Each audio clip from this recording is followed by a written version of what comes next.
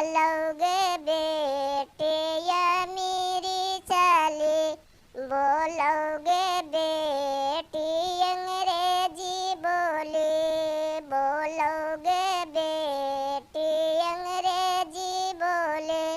मुखवा में शोभो बेटी पाकल खिली पानागे, मुखवा में शोभो